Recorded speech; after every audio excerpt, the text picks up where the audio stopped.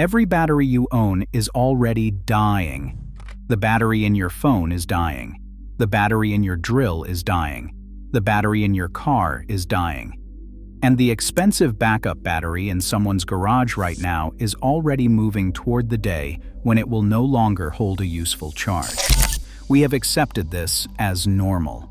A battery lasts a few years, maybe a decade if you are lucky, then it weakens, gets replaced, and the cycle starts again. But more than a century ago, Thomas Edison worked on a battery built around a completely different idea. Not lighter, not cheaper at the beginning, not perfect for every use, but incredibly difficult to kill. It was called the nickel-iron battery, often known as the Edison cell. In the early 1900s, Edison believed it could help power the future, from electric vehicles to railways, mines, backup lighting, and remote equipment that needed to keep working when everything else failed. The strange part is that he was not completely wrong. Nickel-iron batteries gained a reputation for surviving abuse that would destroy many other battery types. They could tolerate deep discharge. They could handle overcharging better than lead-acid batteries. They were rugged, repairable, and capable of lasting for decades when maintained properly. And that raises an obvious question. If a battery could last that long, why did we stop using it?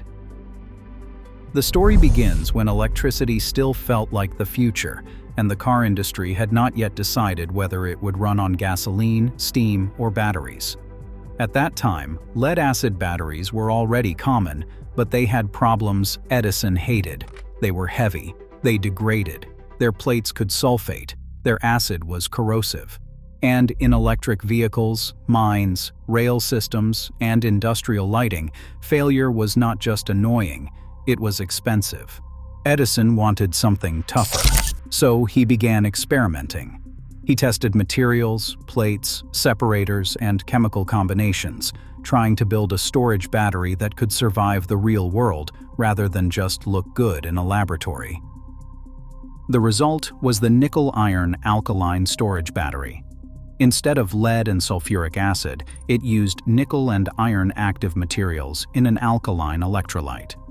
In simple terms, it was a battery built from metals that were much less fragile in service than the materials inside many conventional batteries of the time. Its greatest strength was not that it stored the most energy. It did not. Its greatest strength was endurance. A lead-acid battery might give strong performance at first, then slowly lose capacity as chemical changes built up inside it. A nickel-iron cell aged differently. It was inefficient, produced gas while charging, and needed maintenance, but the plates themselves could keep going for a very long time. That made it almost the opposite of the modern consumer battery. Modern batteries are designed around energy density, convenience, and predictable manufacturing. They need to be small, light, fast, and cheap enough to scale. The Edison cell was not small. It was not light. It was not especially efficient. But it was stubborn. And stubborn can be valuable when the battery is not moving. For a phone, that is useless. Nobody wants a phone battery that lasts 100 years if it weighs as much as a brick. For an electric car, weight matters, efficiency matters, charging speed matters. That is one reason nickel-iron never became the battery that took over transportation.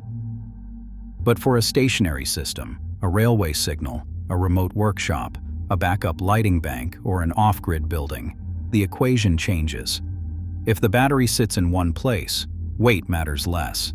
If the power comes from wind, water, or solar, some inefficiency may be acceptable. And if the battery can be maintained instead of thrown away, lifetime value becomes more important than the price on day one. That is where the Edison cell still feels almost futuristic.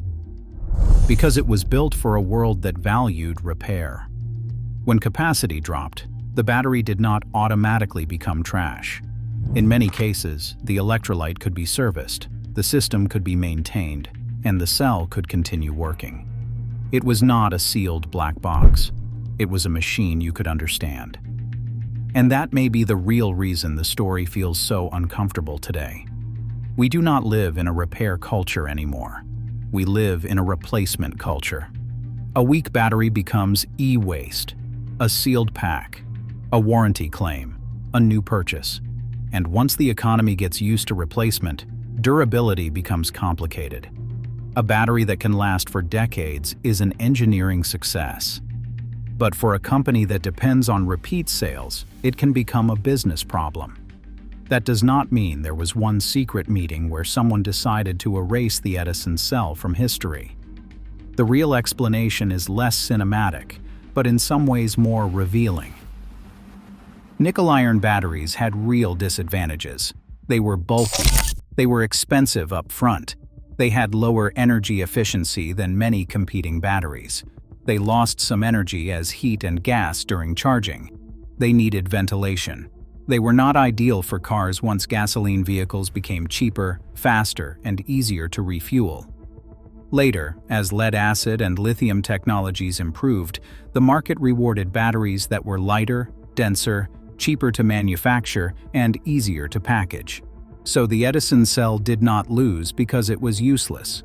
It lost because the world chose different priorities.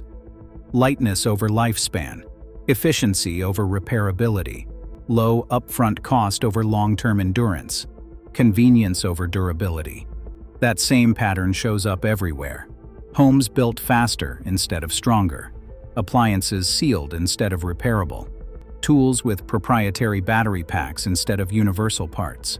Products designed not around how long they can serve, but around how quickly they can be sold, replaced, and upgraded.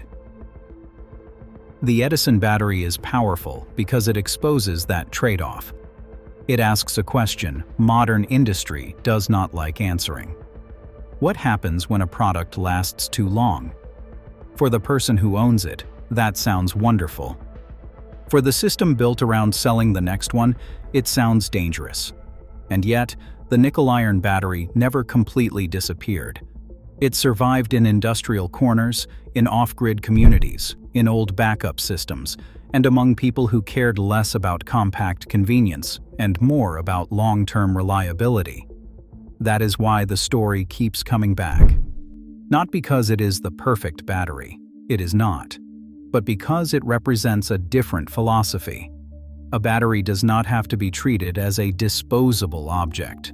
A technology does not have to vanish just because it is old, and sometimes the obsolete idea is not obsolete at all. It has simply stopped fitting the business model. The future we got was not inevitable.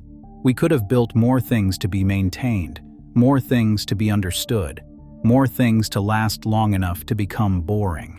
Instead, we built a world where even expensive technology arrives with an expiration date already hidden inside it.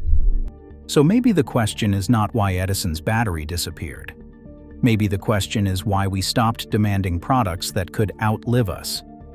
Because a battery that lasts a few years is convenient for the market. But a battery that lasts for generations challenges the entire idea that progress should always come with a replacement cycle. And somewhere inside that old nickel-iron cell is a quiet reminder. Not everything that lasts is outdated. Sometimes the thing that refuses to die is the thing the modern world had to leave behind.